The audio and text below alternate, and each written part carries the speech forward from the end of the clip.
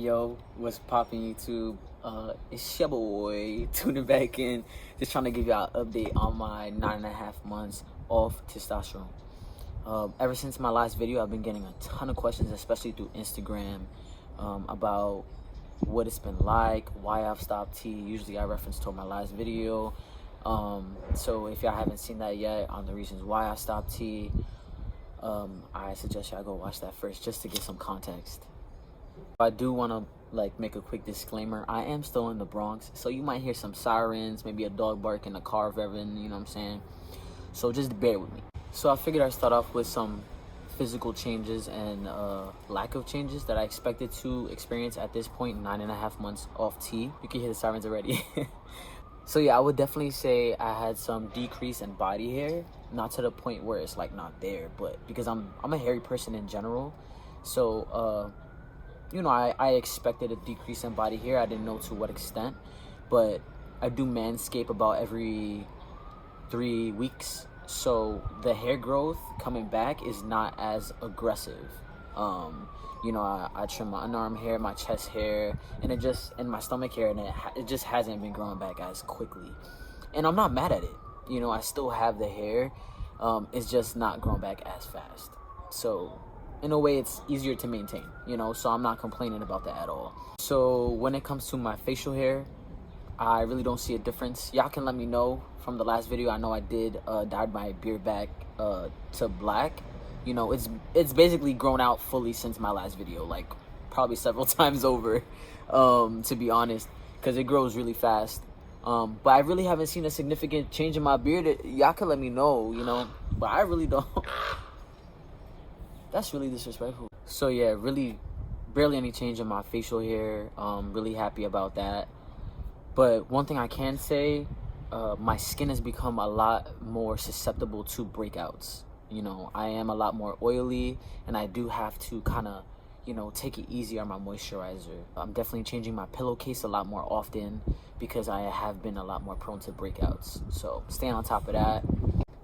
One thing I am extremely excited to share with y'all is that the hair on my head has been growing back.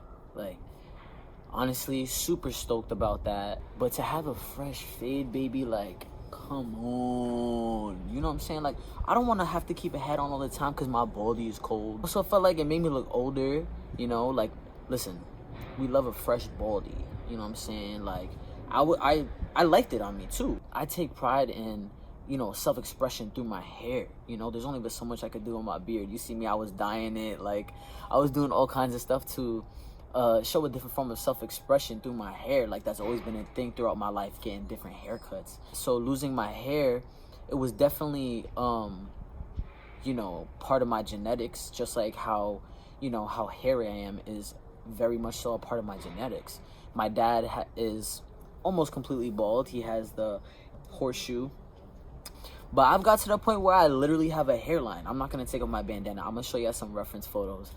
But I am super excited about that. I think it's really important to talk about this because I know that there are so many individuals that lose their hair starting T, and I feel like no one talks about it. It's a bummer sometimes for a lot of us, you know? Some people don't mind and some people do. And like, more power to you if you don't care, you feel me? Like, dope.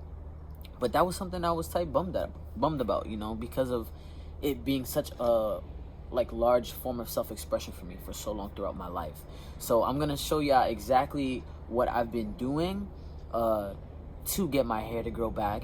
And you know, I was never consistent with my routine while I was on T to get my hair to grow back because I kind of just chucked it up to the DHT stopping my hair from growing back and killing off those follicles.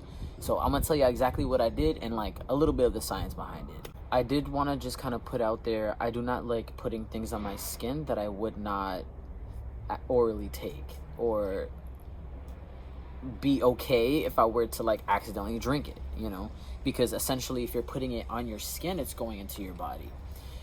So with that being said, I've never been crazy about using Minoxidil for hair regrowth, which is basically Rogaine. So for quite some time, I was consistent with the castor oil, but I saw a very small regrowth, right? Like I did see it was very sparse, but I did see some regrowth with just the castor oil alone. I started doing more research, like what can I do to really stimulate the hair regrowth beyond this, right? So I heard about derma rolling before. Basically what a derma roll does is that you're creating small punctures in your skin and kind of stimulating blood flow to that area, which DHT testosterone has a tendency to block blood flow to this specific area of your scalp, which is what a lot of individuals take finasteride for, because it blocks the DHT testosterone, essentially allows for hair regrowth at slow rates, but I definitely heard that as long as you stay consistent, it is possible for regrowth while on testosterone. So I do want to mention that there are possible side effects, so definitely look into that and speak to your doctor first before even trying that. I mean, you would need a prescription from my understanding anyway, but definitely speak to a doctor first if you do want to try finasteride and you're on T. The derma roller, I'm pretty sure y'all have seen something like this before. It helps with even beard regrowth. So what it does is it stimulates the blood back to those follicles, and it helps nourish those follicles to regrow new hair. So that's when I really started seeing the difference, was when I started using this once a week. I don't really suggest using it more than that, because you can scar the tissue, because you're creating essentially small injuries in your scalp. So basically I would do this once a week, which is awesome, because it's like, otherwise I'd probably forget, you know, it's easy to keep up with. So basically, you know, I would sanitize it, make sure that my head was nice and clean, and then I'm going to give you an example of what I do. So basically I roll it this way on every spot, every place that I'd like hair regrowth, and like the stimulation, about 5 times each way, right? So like this way, 5 times. Right? 5 times, right? And then across 5 times, but each one, 1, 2, 3, 4, 5, right? And then I would apply the castor oil. A lot of sources say that you shouldn't apply immediately after. I apply immediately after because I'm mad impatient. I'm like, I'm doing this right now, so I'm gonna get this over with. You feel me? So once I started using that derma roller, when I tell you that, that's when I really started seeing the difference, because you're really stimulating the blood to nourish those follicles again, so that you can have that regrowth that you're looking for.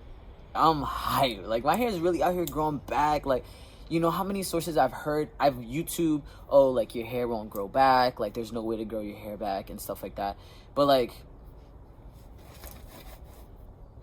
you're wrong. Anything in life that you want to see results, you have to be consistent and patient. You know, the body takes time to heal, to grow, to, you know, all of these things. So I'm super stoked about that, and happy to share with y'all that there is a possibility for hair regrowth, right? Now, I got a little bit impatient. I know I'm talking about patience, but you know me not perfect. So I did cop a Minoxidil. I copped Minoxidil because I was like, yo, I seen that like there's like 4 times hair regrowth if you do derma rolling once a week and you use Minoxidil. So I've been using the foam one. This is the woman's one. It doesn't make a difference to me. I really don't care. It was cheaper, so I was like, it's Minoxidil, so I don't care. So now I've been doing that daily, and then the derma rolling once a week. Once I'm done with this, I'm not going to continue with it. This is just trying to see if I could get more hair regrowth. I'm not really crazy about using it, like I've expressed earlier, but my going back, you feel me? I can't wait to show you the results and show the reference photos. So this first photo is May 12, 2021. This is when I first made the decision to stop testosterone. So as you can see, I'm fairly bald. I only have hair on the sides. At this point, I didn't have any routine for hair regrowth. This next photo is about 5 months later, in September. And you can see a bit of regrowth there. The lighting is not as harsh, but you can see that there are a few more hairs trying to make an effort to come through. At this point, I was probably just using castor oil. This photo here is the next month in October. there is a significant amount of hair there in comparison to the previous photo.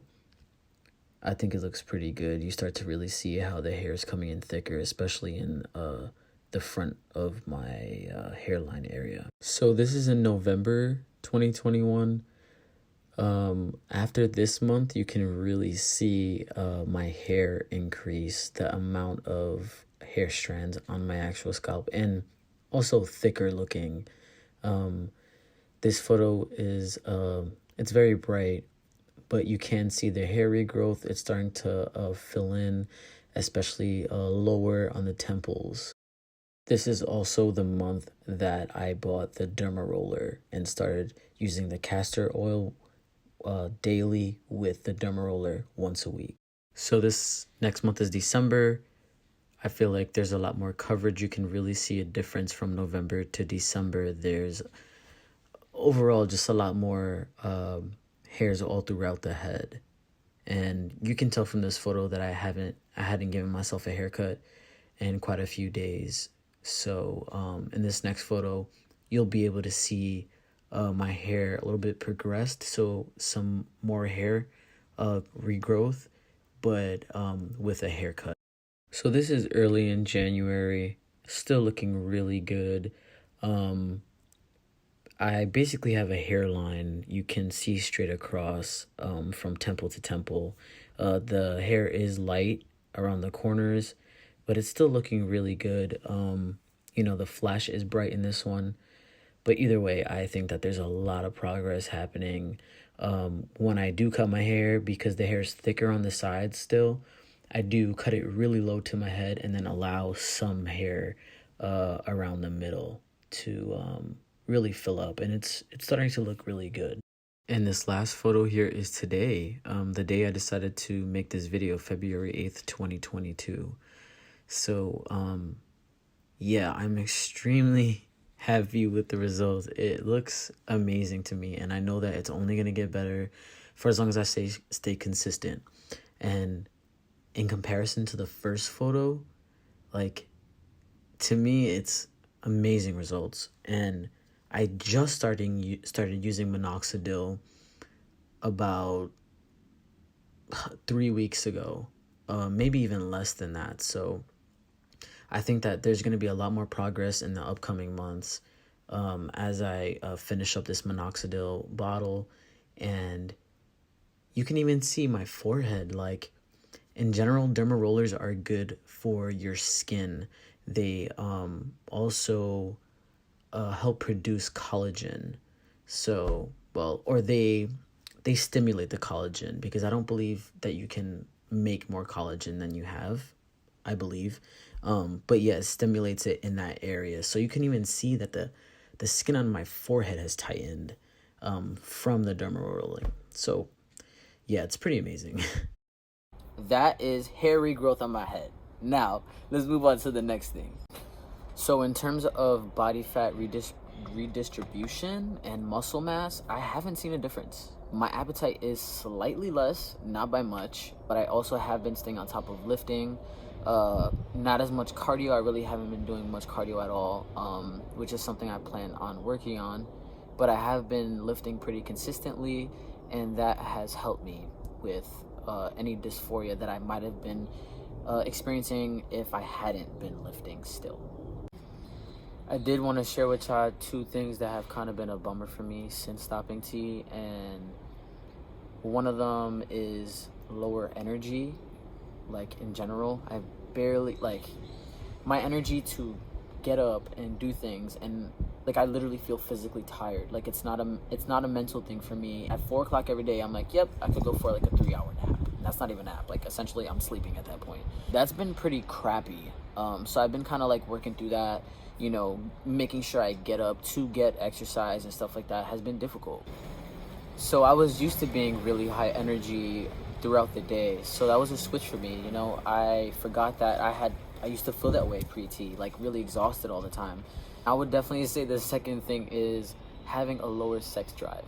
That has been probably one of the biggest bummers for me. I was pretty much ready at all times while I was on T. Like, right now, you with it right now? You feel me? Like, I was with it at all times. And now I'm kind of like,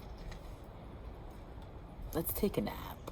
Like, I'm down to sleep and like just rest right now. I really don't have energy for that. That's honestly, it has to be the biggest bummer, to the point where I'm contemplating like microdosing tea because of how low my sex drive is. I also want to talk about is climaxing while being on tea versus being off. babes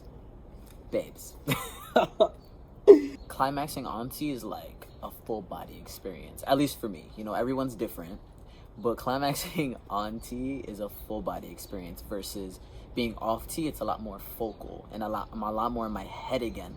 Whereas I was almost like in this primal state while I was on tea, where I'm just like, you know.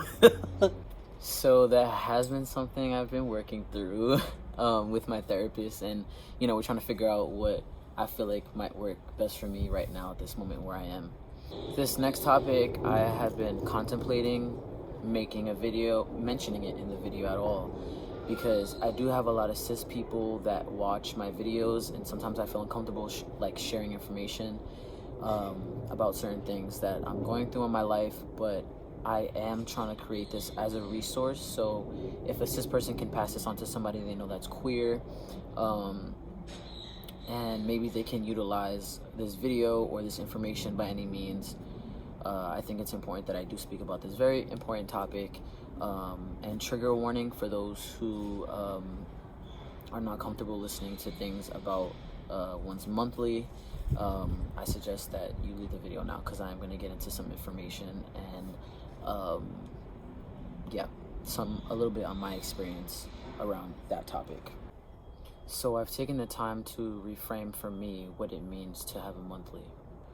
Once a month, I'm going through a cleansing for the organs that still occupy my body. Instead of sending hate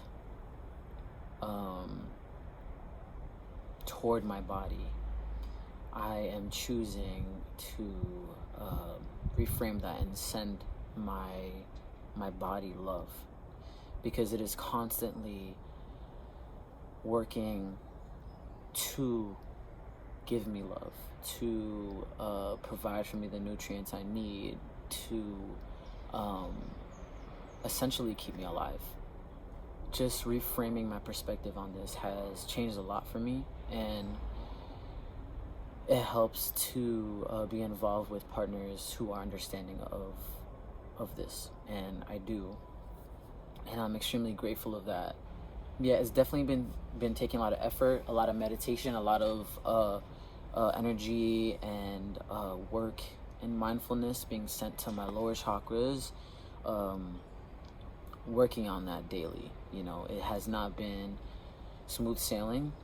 It's been a process, especially when we're talking in regards to safety, being out in public and being on my monthly and using public restrooms and things of that sort. I do fear for my safety, you know, in those instances. Sometimes I just want to lock myself away in my house for a week and not do anything, but life continues and I can't do that. So I've just been taking precautionary measures, you know, doing what I can to provide that safety for myself, and that love for myself and compassion, and understanding that this is going to be an ongoing process for as long as I'm choosing to not be on tea. And for those who have asked me through like Instagram DM, I am uninterested in getting a histo at this point in my life. So this is something that I'm going to have to work through, and I am grateful to have access to a therapist that has been helping me work through these feelings. That also comes with the understanding that not only cis women get their monthly. There's definitely room for a larger dialogue when it comes to the situation, but I'm speaking on my experience individually. Not everybody will be able to deal with the things that I'm dealing with. That's valid, you know. Not everybody will be able to access therapy the way I am to help work through these feelings. That's valid too. There are definitely other people in the community that are experiencing the same thing that I am, and it's not spoken about very often because you know, it can be triggering for many people. But I think that it's important to have the information out there, which is why I'm here, you know, being very vulnerable right now and sharing this with y'all. So moving on from this topic, I just had a doctor's visit recently, checking up on my hormones and my cholesterol levels, my red blood cell count, and all those kinds of things. So one thing I was really concerned about when I was on T was that my cholesterol was like steadily rising. Testosterone makes you more susceptible to heart disease, high cholesterol, and things of that sort. So since I revisited the doctor, my cholesterol has been pretty much the same. It hasn't gotten better. So that's something I'm currently working on. And my red blood cell count has gone back to normal. So I'm excited.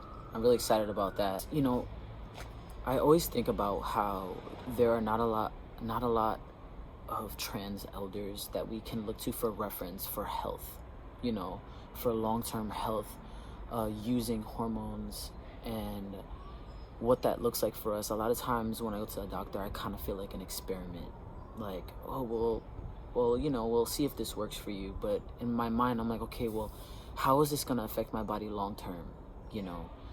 And that's something that I think is really important to document for us. So that's why I'm sharing this information with y'all, and I really appreciate y'all taking out the time to listen to me. And I hope that in some way this information could help you, or maybe somebody you love or care for, because it's definitely a vulnerable thing for me to be sharing with y'all. But I think I touched on everything I wanted to say today, so I'm sending y'all love and light. Feel free to like, subscribe, share with a friend. Yeah, y'all take it easy.